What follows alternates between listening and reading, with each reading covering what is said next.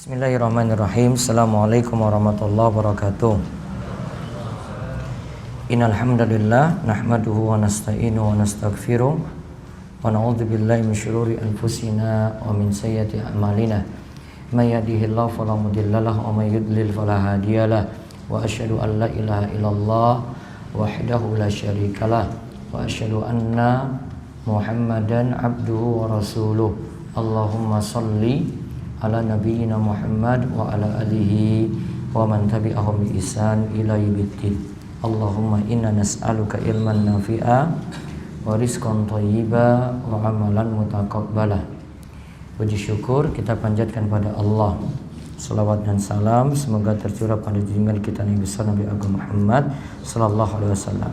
Baik, ikhwani fiddin wa khati fillah rahimani wa rahimakumullah, pada kesempatan sore ini ba'dal maghrib kita lanjutkan kembali pengajian rutin kita membahas masalah akidah, manhaj dan fikih Syafi'i. Kali ini kita awali dengan pembahasan akidah dari Syarh Sunnah karya Imam Al-Muzani rahimahullah. Kita perhatikan apa yang diterangkan oleh Imam Al-Muzani masih tentang hari berbangkit, ada hisab di situ dan ada timbangan. Monggo bisa dibaca. Syarh Sunnah karya Imam Al-Muzani rahimahullah, hisab dan timbangan pada hari kiamat. Imam Al-Muzani rahimahullah berkata, wa ba'dal bila mansuruna wa yaumal qiyamati ila rabbihim mahsuruna waladal ardi alaihi muhasabuna bihatratil mawazini wa nasri suhufit tawawina wa nusuhu fi yaumin kana miqdaruhu 50 alfasanah. Law kana ghairullahi al-hakima baina khalqihi lakinnahu Allahu yaliyal hukma bainahum bi'adlihi bimiqdaril qailati fid dunya yawma idin ya'uduna fariqun fil jannati wa fariqun fis sa'iri. Setelah hancur manusia dibangkitkan dan pada hari kiamat manusia dikumpulkan di hadapan Rabb-Nya. Di masa penampakan amal manusia dihisab dengan dihadirkannya timbangan-timbangan dan ditebarkannya lembaran-lembaran catatan amal. Allah menghitung dengan teliti, sedangkan manusia melupakannya. Hal ini terjadi pada hari yang kadarnya di dunia adalah 50.000 tahun. Kalaulah seandainya bukan Allah sebagai hakimnya, niscaya tidak akan bisa. Akan tetapi Allah lah yang menetapkan hukum di antara mereka secara adil, sehingga lama waktunya bagi orang beriman adalah sekadar masa istirahat siang di dunia, dan Allah yang paling cepat perhitungan hisabnya. Sebagaimana Allah memulai menciptakan mereka, ada yang sengsara atau bahagia, pada hari itu mereka dikembalikan. Sebagian masuk surga, sebagian masuk neraka. Baik. Sekarang kita bahas dua hal, yaitu hisab dan timbangan pada hari kiamat. Bisa dibaca hari manusia dihisab. Hari manusia dihisab. Imam Al-Muzani rahimahullah mengatakan, di masa penampakan amal manusia dihisab. Beberapa ayat menyebutkan hal ini. Yauma idzin turaduna la takhfa minkum khafiyah. Pada hari itu kamu dihadapkan kepada Tuhanmu, tiada sesuatu pun dari keadaanmu yang tersembunyi bagi Allah. Al-Haqqah ayat 18. Terus Az-Zalzalah 6-8. Yauma idzi yasdurun nasu astatan liyurau a'malahum faman ya'mal misqala dzarratin khairan yarah. Pada hari itu manusia keluar dari kuburnya dalam keadaan bermacam-macam, supaya diperlihatkan kepada mereka balasan pekerjaan mereka.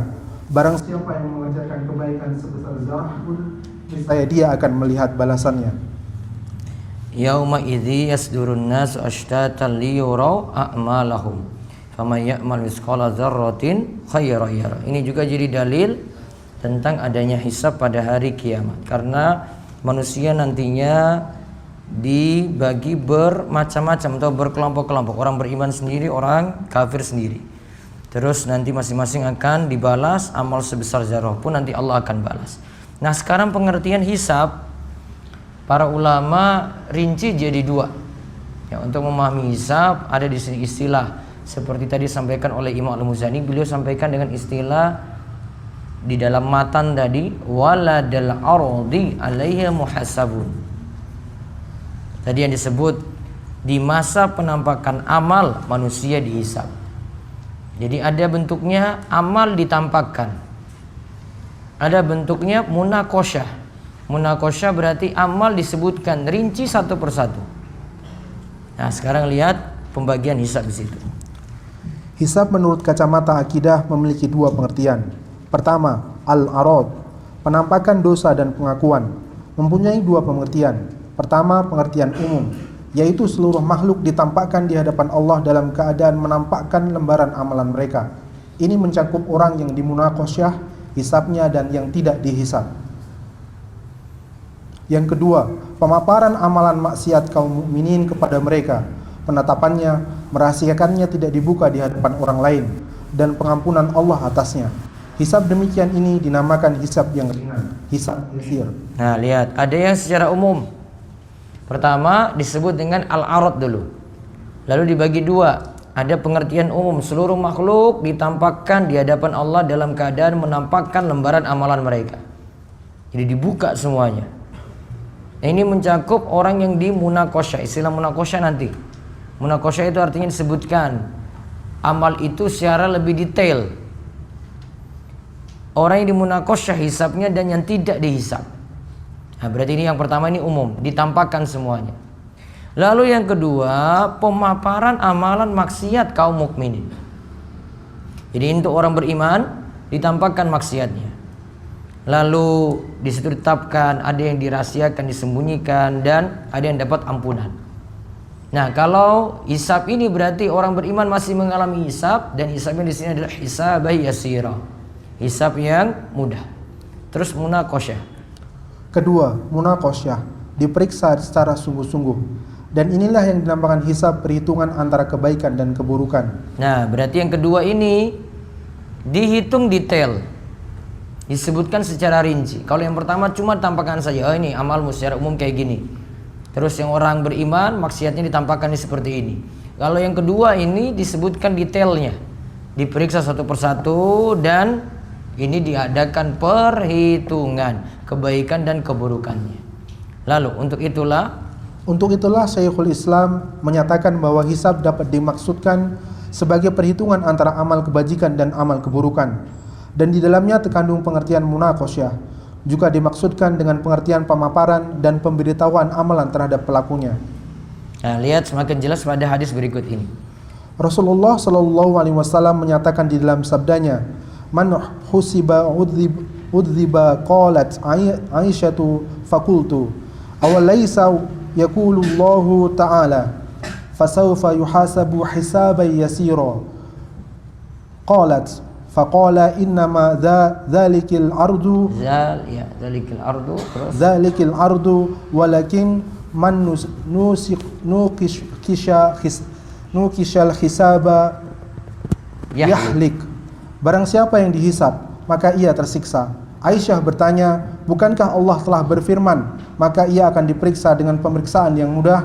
Quran surat Al-Insyiqaq ayat 8. Maka Rasulullah SAW menjawab, itu baru al-arad, penampakan amal. Namun barang siapa yang diteliti hisabnya, maka ia akan binasa. Berarti ada dua, disebutkan dalam hadis ini sekaligus. Al-arad dulu ditampakkan, baru diteliti hisabnya. Ya, jadi yang pertama ditampakkan dulu, ini amal-amalnya ini, baru kemudian diteliti hisabnya. Kalau ia mengalami hisab yang mudah seperti dalam surat Al-Insyiqaq ayat 8, fasawfa yuhasabu hisaban yasira, maka ia akan diperiksa dengan pemeriksaan yang mudah. Maksudnya di sini ditampakkan, baru al-arad. Sedangkan kalau disebutkan yang berat itu ketika dibuka satu persatu, yang disebut tadi apa? Munakosyah. Terus dalam ayat lain tentang hisab. Dalam ayat lain tentang hisab disebutkan, al-yawma nahtimu 'alal afwahihim wa tukallimuna aydihim wa tashhadu arjuluhum bima kanu yaksibun. Dan pada hari ini kami tutup mulut mereka, dan berkatalah kepada kami tangan mereka, dan memberi kesaksianlah kaki mereka terhadap apa yang dahulu mereka usahakan. Quran surat Yasin ayat 65. Nah, al-yawma nakhtimu 'ala afwahihim wa tukallimuna aydihim wa tashhadu arjuluhum bima kanu yaksibun. Pada hari ini, yaitu hari kiamat, kami tutup mulut mereka. Mulut nggak bisa ngomong. Lalu yang berkata nanti ketika itu tangan, yang jadi saksi itu kaki terhadap apa yang telah mereka itu usahakan. Jadi mulut yang harusnya bisa ngomong disuruh diam. Kemudian tangan dan kaki nanti akan berbicara masing-masing tentang amalan manusia tadi. Nah, itu terkait dengan masalah hisab. Intinya kalau masalah hisab, ada yang tadi yang disebut hisab yasir, hisab yang mudah. Ada juga yang tidak dihisab, langsung masuk surga tanpa siksa, tanpa hisab. Ada lagi yang ketiga yang hisabnya itu berat. Ya, jadi yang pertama urutannya ada yang tidak dihisab. Ini dalam hadis 70.000 orang yang masuk surga tanpa hisab, tanpa siksa. Yang kedua ada yang hisab yasir, hisabnya mudah. Terus yang ketiga ada yang dihisab, namun hisabnya itu berat. Jadi tiga ini keadaan manusia nanti. Orang beriman keadaannya seperti ini. Terus sekarang kita masuk timbangan pada hari kiamat. Imam Al-Muzani rahimahullah mengatakan, dengan dihadirkannya timbangan-timbangan, dalam ayat disebutkan, wa nad'ul mawazinal qista liyaumil qiyamati fala tudlamu nafsun syai'a wa in kana mithqala habbatin min khardalin ataina biha wa kafa bina hasibin. Kami akan memasang timbangan yang tepat pada hari kiamat, maka tiadalah dirugikan seorang barang sedikit pun, dan jika amalan itu hanya seberat biji sawi pun, pasti kami mendatangkan pahalanya, dan cukuplah kami sebagai pembuat perhitungan. Al-Anbiya ayat 47. Terus Ibnu Katsir dalam kitab tafsirnya mengatakan, akan ada timbangan yang adil pada hari kiamat. Namun sejatinya timbangan itu hanyalah satu, disebut dengan kata mawazin, bentuk plural dari timbangan, karena amalan yang ditimbang itu banyak. Nah, asalnya timbangannya satu. Ya, Ibnu Katsir katakan timbangannya itu sejatinya satu, namun disebut dengan istilah mawazin. Kalau bentuk satunya mizan, namun kalau di sini disebut mawazin. Mawazin itu bentuk plural, bentuk jamak. Kenapa disebut dengan jamak? Karena amalan yang ditimbang banyak. Jadi dari sisi mauzunnya itu sesuatu yang ditimbangnya itu banyak, maka dipakai kata mawazin. Namun sejatinya timbangannya cuma satu. Terus dalam ayat lainnya disebutkan, fa'amma man thaqulat mawazinuhu fahuwa fi 'ishatir radiyah wa amma man khaffat mawazinuhu fa ummuhu hawiyah wa ma adraka ma hiya narun hamiyah. Dan adapun orang-orang yang berat timbangannya kebaikannya, maka dia berada dalam kehidupan yang memuaskan. Dan adapun orang-orang yang ringan timbangan kebaikannya, maka tempat kembalinya adalah neraka hawiyah. Tahukah kamu apakah neraka hawiyah itu? Yaitu api yang sangat panas. Nah, di sini disebutkan tentang fa amma man saqulat mawazinu, siapa yang berat timbangannya. Lalu disebutkan lagi wa amma man khaffat mawazinu, dan siapa yang ringan timbangannya. Nah, satu yang belum dibahas di sini adalah yang ditimbang itu apa. Ini saya akan sebutkan dalil-dalilnya di pertemuan berikutnya. Namun satu dalil di sini lagi tentang timbangan atau mawazin. Dalil lain tentang timbangan mawazin dari Abdullah bin Amr.